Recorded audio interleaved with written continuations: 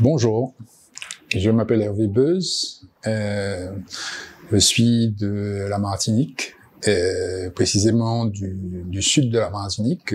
J'ai vécu mon enfance au Vauclin, je suis né à Fort-de-France, et je suis aussi enseignant au Campus Caribéen des Arts depuis, on va dire, près de 13 ans. Et aujourd'hui, je pense vous parler de comment je vois l'art et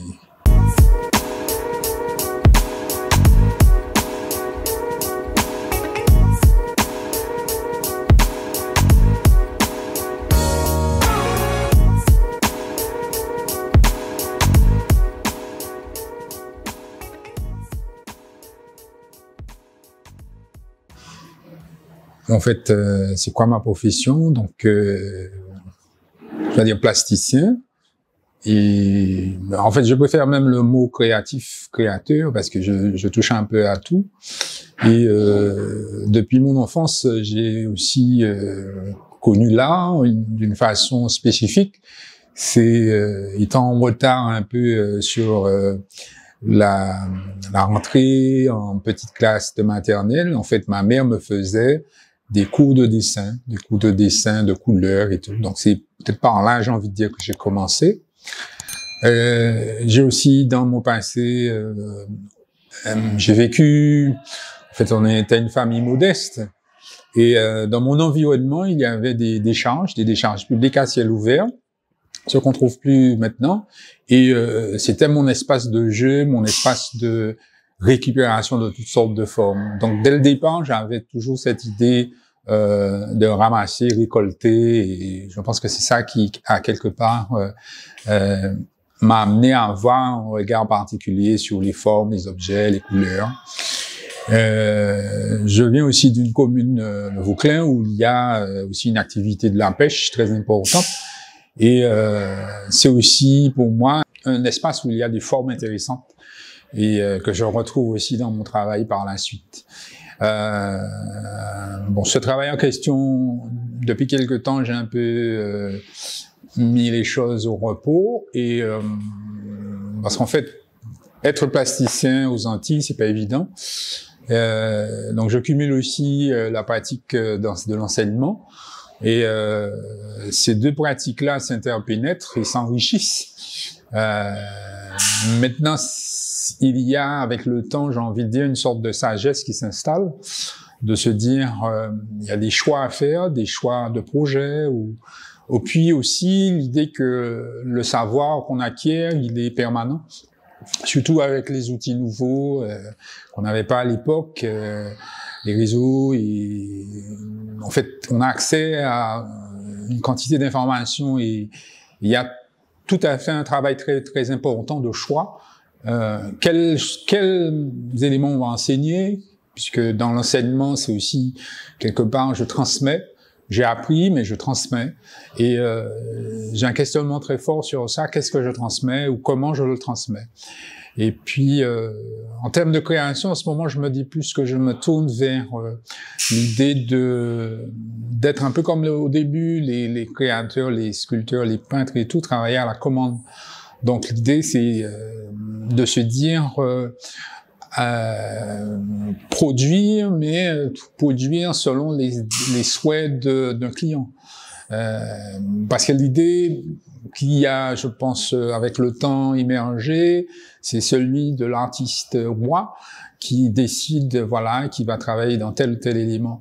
Je peux me dire que dans cet espace des Antilles, on peut travailler comme ça, mais ça fait que j'ai l'impression j'ai déjà eu l'occasion de faire ça, faire des expositions et puis voir que c'est bien beau, tout ce qu'on produit reste chez soi. Et pour moi aussi, la grosse difficulté, c'est que j'aime bien faire tout ce qui est volumineux.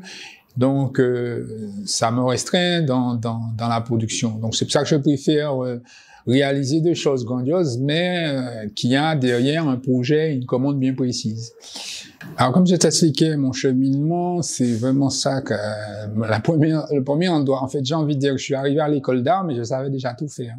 Tout faire dans le sens où je savais dessiner d'une certaine façon très précise, et peut-être pas le dessin qui était attendu, mais j'avais une facilité à reproduire les choses. Et tout ça, c'est, on va dire, il y a d'abord toute cette phase où j'ai appris tout seul. Et j'ai même aussi, hein, ça aussi c'est un peu longtemps que dans ma famille, j'ai aussi un membre de ma famille qui, une grande tante qui faisait justement des costumes de carnaval. Donc j'ai d'abord touché aussi le carnaval énormément, parce que c'est moi qui réalisais les costumes et tout, sans pour cela être dans aucune école. Et à chaque fois justement ça amenait une quête de techniques nouvelles, où en fait il y a cette curiosité là de trouver des solutions. L'école c'est venu après, c'est venu vraiment au départ j'étais parti vers des formations de langue, de droit, en fait des choses entre guillemets dites sérieuses, et elles sont sérieuses certes, mais par rapport aux arts, souvent on va dénigrer l'art pour dire que c'est quelque chose de facile, alors que non, j'ai découvert que c'est pas si facile que ça, et que la nécessité de créer passe par une réflexion. Maintenant, il ne faut pas que la réflexion soit trop importante. Il faut trouver un amalgame, un juste milieu entre les deux, la réflexion et la réalisation. Et les deux s'interpénètrent et permettent justement d'avoir des réponses artistiques intéressantes. Donc, pour te parler du cheminement, j'ai d'abord, donc comme je disais, appris de moi-même, et par la suite, l'école m'a ouvert, l'école d'art de la Martinique m'a ouvert un panel de techniques possibles qui donne le tournis quelque part. Mais bon, j'ai envie de dire que on apprend plus de langue plastique, de langue technique, et ça donne, on va dire, une facilité par la suite pour partir dans toutes sortes de directions. C'est peut-être là le problème. Par la suite, on se dit, mais quelle direction prendre? Il y en a tellement. Et j'ai envie de dire que c'est le temps en fait, l'interaction avec l'après-école qui va générer le type d'art qu'on pense être la meilleure. Donc, il y a d'abord ça, l'idée aussi que les échanges aussi, les échanges sur le plan scolaire, mais par la suite, les échanges avec les commanditaires, ou tout ça amène, on va dire, ça enrichit quelque part. Un autre aspect de là aussi, je pense, qui est très formateur et je trouve, qui est intéressant, c'est l'idée de cette idée de résidence, d'aller dans des lieux qu'on ne connaît pas, des gens qu'on ne connaît pas, ou peut-être travailler avec des techniques qu'on ne connaît pas. Donc là, en ce moment, j'ai vécu un peu, depuis quelque temps, une expérience avec la pierre. La pierre, ce que j'ai pas appris, on n'avait pas de section comme ça à l'école. Donc, après une résidence dans le sud de la France, j'ai appris à tailler la pierre, et par la suite, j'ai des commandes, notamment une sculpture, un monument aux morts que j'ai réalisé avec une pierre blanche. Et par la suite, j'ai capitalisé cette connaissance en mettant une phase de recherche pour mes étudiants, quelque part, de découvrir cette pierre, et puis quelle pierre qu'on peut travailler en Martinique. Tout en sachant que l'histoire géologique de notre île est très, très riche, et les pierres, il y en a de toutes sortes. Et d'où l'idée qu'en ce moment, j'essaie de voir laquelle qu'on peut exploiter, et puis donc ça nécessite aussi des outils spécifiques. Donc il y a aussi cet aspect-là qui permet de continuer à apprendre, d'aller à l'encontre d'autres pratiques, d'autres techniques et d'autres artistes, et puis pouvoir s'enrichir personnellement. Donc je pense qu'en ce moment, je suis plus dans l'idée d'emmagasiner, et puis c'est surtout ça le plaisir d'apprendre. Et puis la création, ça vient par la suite, mais c'est pas mon objectif premier, j'ai envie de dire. Tout ça pour te dire que la création aussi, tu vois, il y a, pour moi, selon moi, hein, je le sens comme ça, que c'est une activité qui a une importance telle pour une communauté, mais que c'est une activité qui est un peu, on va dire, phagocytée par l'argent, par le marché, qui fait que quelque part l'artiste est un peu devient lui-même et aussi sa production, une sorte de logotype, une sorte d'objet marchand. Et j'avoue que j'ai un peu de mal avec cette démarche-là et que j'aime bien me dire non, je préfère faire des projets ou créer quand ça m'amène une autre façon, un autre rapport avec le monde, un autre rapport avec les autres. Pas forcément le rapport monétaire. Et quand on voit aujourd'hui, même, on peut se dire, mais on n'a même pas besoin d'école d'art, on n'a pas besoin même de créer. Maintenant, c'est des machines qui créent et ça rentre dans le marché il n'a rien à cirer de savoir quel diplôme que tu as. Du moment que c'est un objet et puis que c'est derrière, il y a toute une propagande derrière, ben, ça se vend. Donc, j'ai envie de dire que ce métier on va dire, le marché de l'art, c'est autre chose. C'est notre paire de manches quelque part. Donc je préfère plus l'idée de là où on échange, où on rencontre. Et ça, c'est une autre paire de manches, comment échanger, comment découvrir, comment rencontrer. Donc l'objectif que je me suis fixé, c'est par exemple de maîtriser les langues. Donc j'apprends les différentes langues qui peuvent me permettre d'échanger. Surtout échanger avec la Caraïbe, parce qu'on a ce gros problème-là. À 2 pas de nous, on a d'autres îles, et il y a une sorte de barrière de langue, une barrière culturelle, et je trouve que c'est dommage pour nous de passer à côté de ça. Donc l'idée première, c'est d'aller apprendre ces différentes langues, que ce soit le portugais, que ce soit l'anglais, l'espagnol, les principales langues de la région, pour pouvoir échanger. Oui, alors en ce qui concerne la scène, en fait, on utilise le terme scène, c'est plutôt pour les musiciens, mais on va dire que les arts plastiques, en fait, déjà, ce qui me gêne un peu, c'est que c'est une activité, par exemple, quand on va retranscrire une exposition et autres, hein, ça vient toujours en fin de journal. Hein, c'est jamais en premier, c'est jamais au milieu, mais c'est toujours à la fin. C'est comme qui dirait, c'est quelque chose, bon, voilà, c'est là, mais sans plus ça. C'est là pour le décor, quoi. Et moi, je trouve que c'est un peu dommage que souvent il y a des expositions qui mettent en questionnement des questions importantes pour la société. Donc déjà ça dit que pour moi quelque part la courroie de transmission avec le plus grand nombre, en fait, on a ce souci-là. Autant ici au niveau de l'école, il y a une réflexion portée sur l'art, mais en fait tous on va dire les canaux qui permettent de transmettre nos réflexions, nos créations, et ça je parle pratiquement pour tous les plasticiens, on a un problème parce que peut-être les journalistes ne sont pas spécialisés. Et quel que soit Internet, papier ou télé, souvent on a peut-être une vision très caricaturale de ce qu'est un artiste, entre guillemets. Donc voilà, c'est déjà ce problème de communication. Dire aussi que quand j'ai commencé là, j'ai aussi découvert avant l'école un peu et pendant l'école ce que c'était l'art en Martinique. Et j'ai bien compris qu'il y a un fossé énorme entre peut-être ce qui se fait ailleurs, où il y a une tradition, on va dire, de la création, et c'est vraiment lié dans la société. Ici, c'est plutôt le contraire. C'est vraiment un élément. Peut-être c'est l'art qui est venu c'est le dernier pratiquement, l'art visuel, l'art sculptural. Peut-être que dans l'histoire des Antilles, c'était surtout la musique, c'était tout ce qui ne nécessitait pas de matériaux concrets. C'était ça à quoi on pouvait, donc la danse, la musique, tout ça.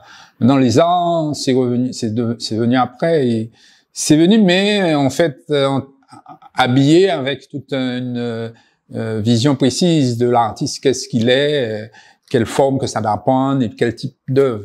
Et aujourd'hui, on constate que l'image qu'ont les gens de ce qu'est un artiste, en fait, ça explose, puisque dans le monde entier, on voit que d'autres façons d'aborder l'art remettent en cause même la notion d'art. Donc, il y a à l'international ou le plan national une sorte de remise en question permanente de ce qu'est le fond, l'œuvre et tout. Or, et ce que je constate, c'est que aux Antilles, l'art, quel qu'il soit, musique et autres, on a une forte en fait empreinte sur un questionnement identitaire. Puisque dans l'espace on n'est pas dans un pays, on est entre deux quelque chose, et cet entre deux jusqu'à aujourd'hui fait que on a une sorte de discours ambivalent, un discours où on essaie de se comprendre comme étant d'ici, mais on se dit oui, on est ailleurs. Ou voilà, il y a toujours ce hiatus entre deux dimensions, deux manières de penser. Et également, on a ce problème-là de dire quel type d'art amener, un art académique, un art contemporain, un art. Mais j'ai envie de dire que toutes ces questions d'art contemporain et autres, ça, on va dire que ça, il faut le réserver aux spécialistes de la chose, que ce soit les penseurs, les critiques et tout. Pour ça, il y a toutes sortes de possibles. Et je me dis plutôt que de s'occuper de ça, c'est plus s'occuper de son rapport personnel de créateur avec les choses concrètes du vécu, des choses très simples, basiques du monde, de voir que la vie continue. Au jour d'aujourd'hui, on est conscient, on voit grâce aux outils, tous les conflits existants dans le monde, on est conscient de tout ça. Mais j'ai envie de dire qu'à un moment donné, il faut arriver à sortir de ça pour pouvoir s'ancrer dans sa propre réalité et voir quel est le chemin, quelle est la suite de son rapport au monde. Voilà. C'est un peu ça ma quête en ce moment, de dire, avec tout ce que tu as ramassé, avec tout ce que tu as proposé, quelle est la suite? Parce que c'est toujours ça la question, c'est quoi la suite? Et la suite, des fois, on se dit, mais on attend sur quelqu'un. Non, ça doit venir de soi. Et donc c'est pour ça que je me dis que cette quête, je la continue, mais avec un regard plus apaisé, même plus lent, prendre mon temps de bien comprendre et puis de réagir. Et puis surtout, focaliser sur des actions fortes, une œuvre forte qui peut être, pas être pressé de dire oui, je fais ci, non, ça va venir. ça s'amasse, ça se remplit, je veux dire, ça, c'est en soi, c'est en gestation, voilà. Mais toujours est-il que la permanence du questionnement plastique est très prégnant, et continu, de manière continuelle. Chaque jour, je me réveille, j'ai toujours un questionnement de couleur, de forme, voilà. J'ai toujours ce questionnement-là qui revient. En fait, on ressasse et on amasse et on collecte et on produit. J'ai envie de dire qu'on produit en soi. Et à un moment donné, l'œuvre n'est plus que un résidu de quelque chose d'intérieur qui est plus fort, qui est plus intéressant. Et puis qu'on essaie, à la limite, c'est peut-être ça aussi le travail, c'est d'essayer de sortir tout ce qu'on a de soi et puis le montrer aux autres. Et c'est là que toute la difficulté commence, de communiquer par la forme qu'on choisit, par les solutions qu'on propose. Et des fois, on est déçu. Et c'est aussi ça une autre facette, comme j'explique à mes étudiants, c'est que je veux dire ça, mais c'est pas ce que me dit le matériau, c'est pas ce que l'autre perçoit. Et donc, il y a tous ces éléments qui nous environnent qu'on doit trouver la bonne combinaison pour que l'œuvre puisse être en dialogue. Voilà.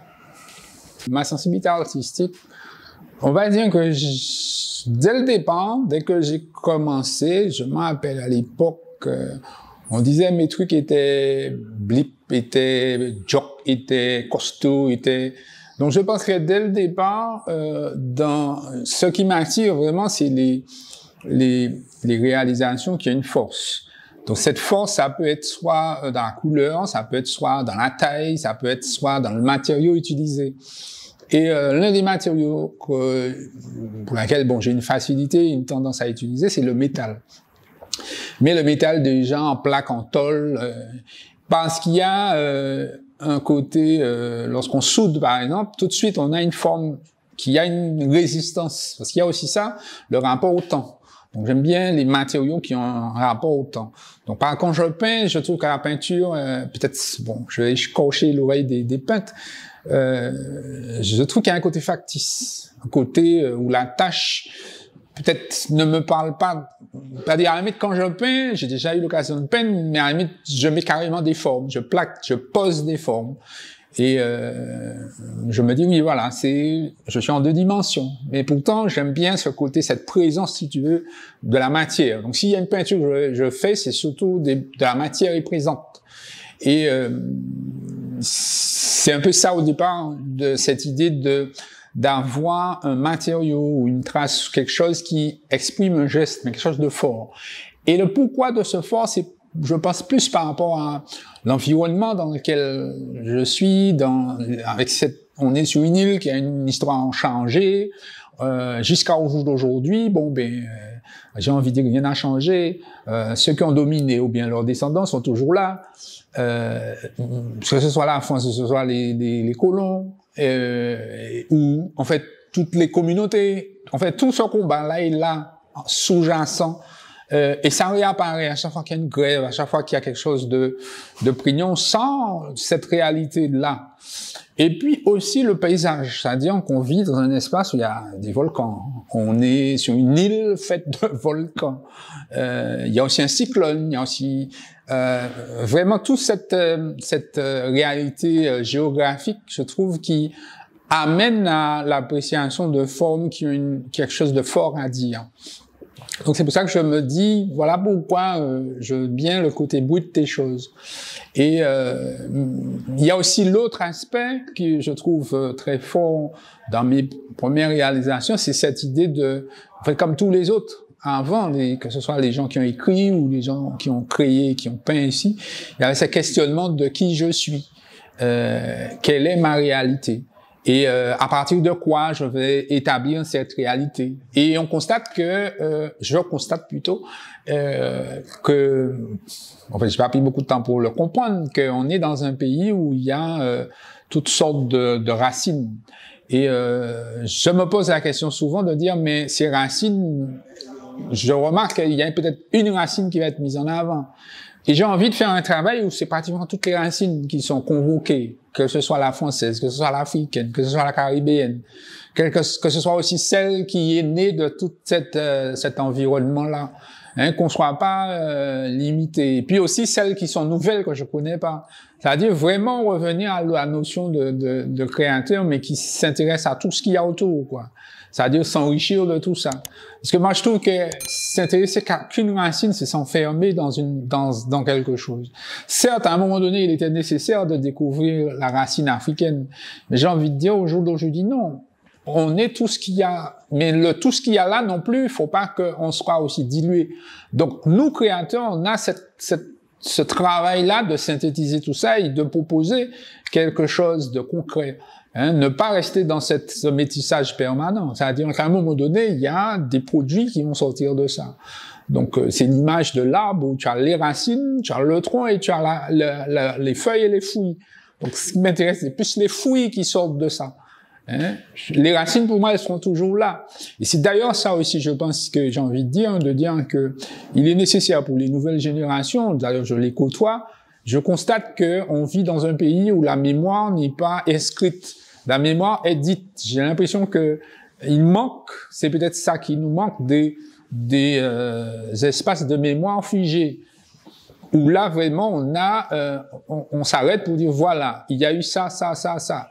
Ça a été réalisé comme ça. C'est-à-dire vraiment des musées où, bon, je sais pas, peu importe la façon dont on peut l'appeler, mais vraiment un endroit où on voit un panel de ce qui a existé.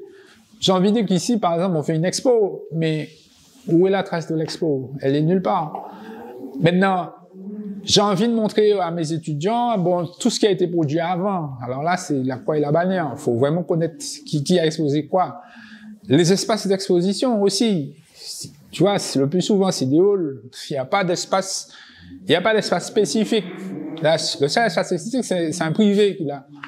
Donc, je tire pas la pierre sur qui que ce soit, mais je me dis que de manière collective, il y a encore du boulot à faire. Et c'est ça. Je me dis, de là où je suis, je peux parler de ça, peut-être agir, mais moi, je fais que le constater. Donc l'action, oui, ça peut venir après pour mettre en place. Et c'est sûr que je constate que depuis peu, il y a un certain nombre de petites associations qui viennent pour justement gérer l'art. Donc tu me posais la question de savoir quels sont les espaces. Je remarque qu'avec le temps, il y a des galeries à l'époque qui ont existé et qui ont fermé boutiques, il y en a plus pratiquement. Et puis surtout maintenant, il y a des espaces d'exposition. Et j'ai envie de dire que ça, avec le temps, je pense que l'intérêt va augmenter. Mais moi, je pense qu'il faut qu'il y ait une réflexion sur ce type d'espace et puis à quel public. Parce que les espaces s'ouvrent, mais c'est encore le même public qui va dedans.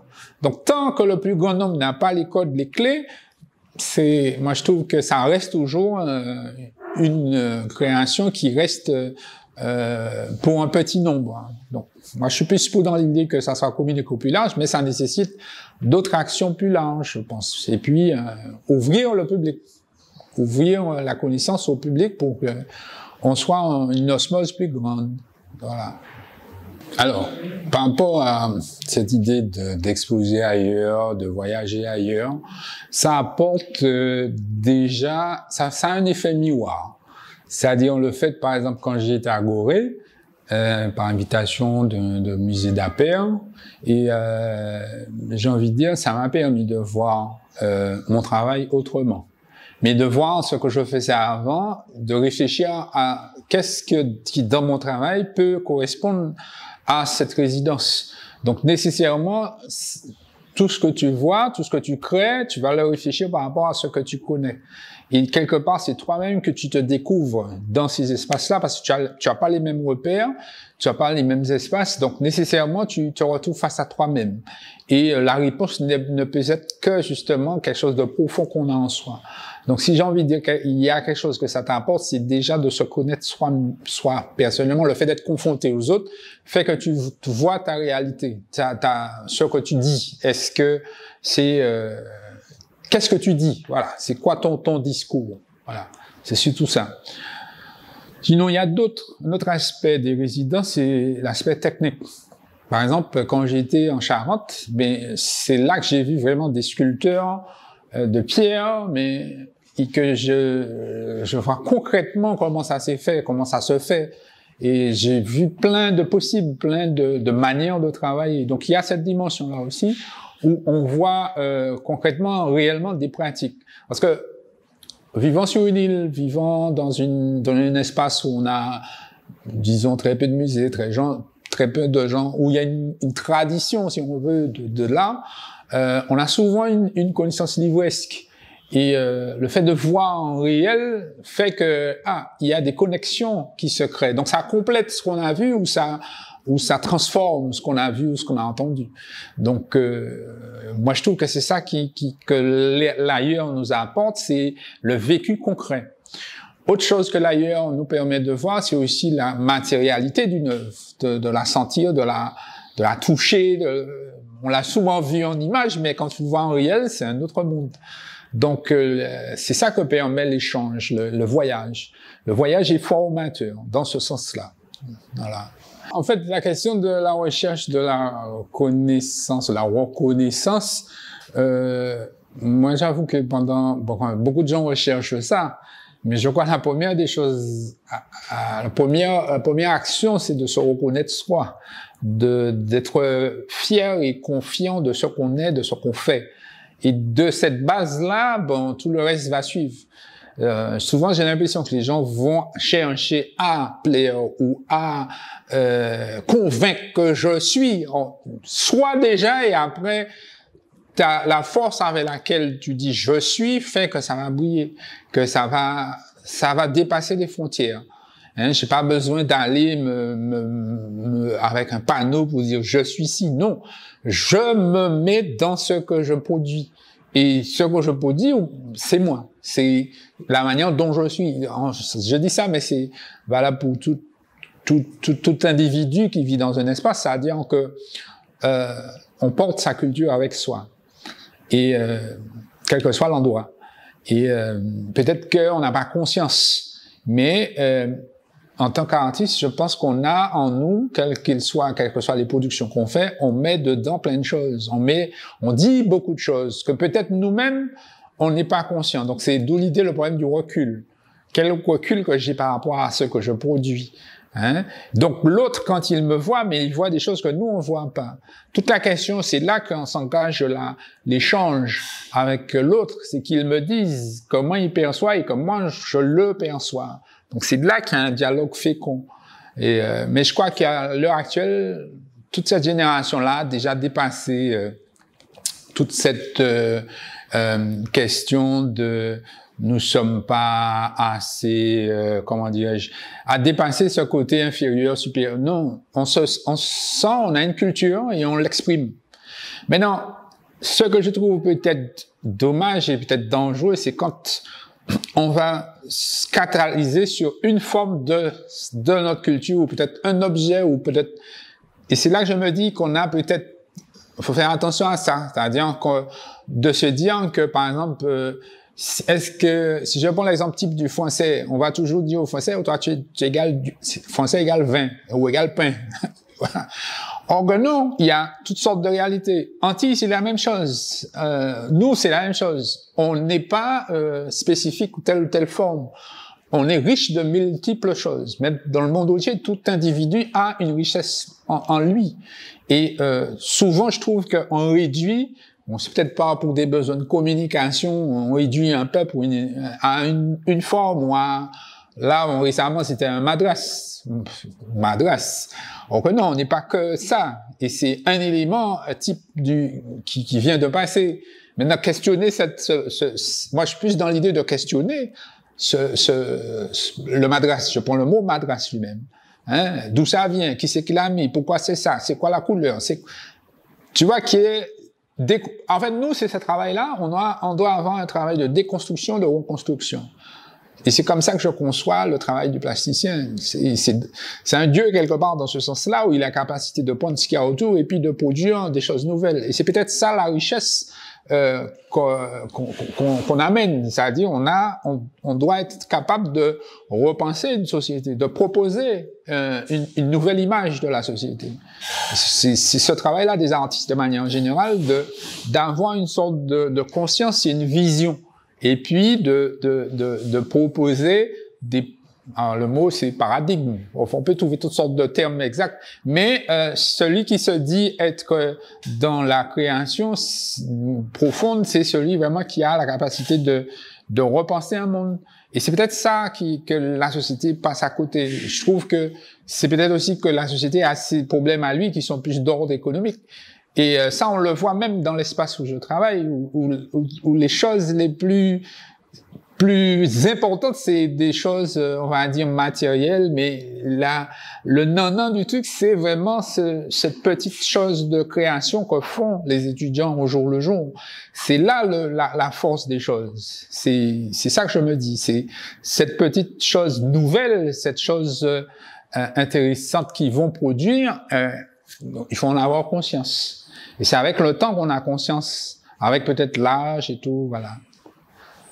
Je te dirais d'abord merci à toi, et je trouve que ce que tu fais là, c'est ce qui nous manque. C'est-à-dire, bon, j'arrête de dire les manques, on va dire c'est un truc positif, où tu fais un travail, on va dire, d'historien de l'art, pratiquement, et que c'est une œuvre en tant que telle, de dire, de questionner. Mais ça permet aussi un échange à travers ton médium, peut-être que le discours qu'on n'a pas avec les anciens, les nouveaux, ceux qui sont ailleurs, ceux qui sont ici, je trouve que peut-être ton médium le fait on va dire qu'on discute par un médium interposé. Et en lui-même, ce projet-là, je trouve que c'est une œuvre en tant que telle. Donc c'est dans ce sens-là que je me dis, voilà, ce travail que tu fais là est très intéressant. Maintenant, ça me dit pas qui tu es, parce que moi, je te connais pas, je t'ai pas encore eu comme cours, moi, tu viens me questionner, mais bon, j'ai pas encore eu l'occasion, t'as jamais été mon élève, mais j'ai pas d'interaction. Je te connais peut-être pas tes peintures, et j'ai envie de dire même que c'est peut-être, on a l'impression qu'au jour d'aujourd'hui, c'est comme ça que les gens communiquent, c'est pas médium, pas en termes réels, quoi. En fait, les termes de la discussion ont changé. On va dire qu'elles sont numériques, elles sont indirectes, hein, donc voilà. C'est surtout ça que je vais te dire. Et puis sinon que bon, que te dire d'autre sinon que le travail continue, le travail de transmission et puis le travail de création personnelle. Le tout, c'est de rester sur la ligne. Rester sur la ligne et marcher. C'est sur cette ligne-là, ça c'est compliqué. C'est le plus compliqué, c'est de rester sur ce fil de vie et trouver l'énergie nécessaire, parce qu'avec le temps, la santé, ça s'altère.